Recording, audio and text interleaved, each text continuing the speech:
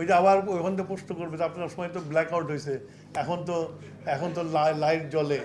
হ্যাঁ, আমি মনে করছি সেই সময় ব্ল্যাক আউট হয়েছে, আমি আমার জনগণের উপর কোনো বোঝা দিয়ে যায়নি, কোনো লাইবিলিটি দিয়ে যায়নি।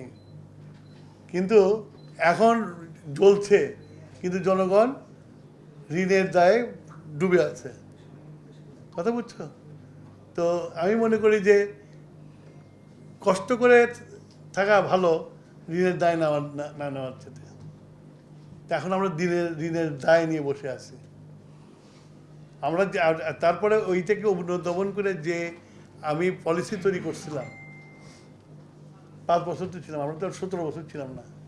5 বছরে একটা মিনিস্ট্রি সব ঠিকঠাক করতে, ভাঙাচুর আমি ঠিকঠাক করতে টাইম লাগে। আমি যখন পলিসি তৈরি করছি বোধ হয় 2004 সালে, রেডিও করছি পলিসি, তারপর পাইছি 2 বছর।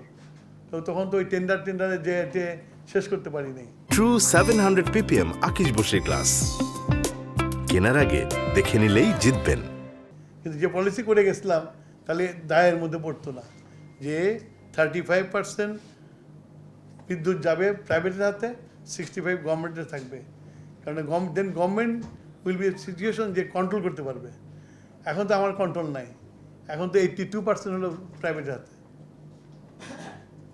তো আমি জনগণের যাতে লোড না হয় সেই জন্য এভাবে পলিসিটা করছিলাম, তারা মানে নাই, এখন করে গেছে। এখন এটার দায় আমাদের নিতে হয়েছে আর কি। এই যে এত টাকার দায়, আমার বিদ্যুতের দামও বাড়াতে পারবো না, বিদ্যুতের দামও বাড়াইতে পারবো না। তো বিদ্যুতের দাম বাড়াইতে না পারলে দায় আরও বাড়বে। তারপরে IMF এসে একটা চাবি দেবে আমাকে, তখন বাধ্য আমাদের বাড়াইতে হবে। সেই জন্য এইসব হওয়ার আগে আমরা চেষ্টা করতেছি যাতে একটা উইন উইন সিচুয়েশনের মধ্যে নিয়ে আসতে পারি। দেখা যাক কী হয়, সবার সাথে নেগোশিয়েট করতে হবে। যেসব পাওয়ার স্টেশনগুলো দিয়ে গেছে, এগ্রিমেন্ট করে গেছে, সবরিন গ্যারান্টি দিয়ে গেছে, এগুলোর সাথে নেগোশিয়েট করতে হবে। নেগোশিয়েট করে একটা জায়গায় নিয়ে আসতে হবে আমাকে, যেটা নিয়ে এসে যেটা জনগণও লাভবান হয়, যারা দিচ্ছে তারা লাভবান হয়।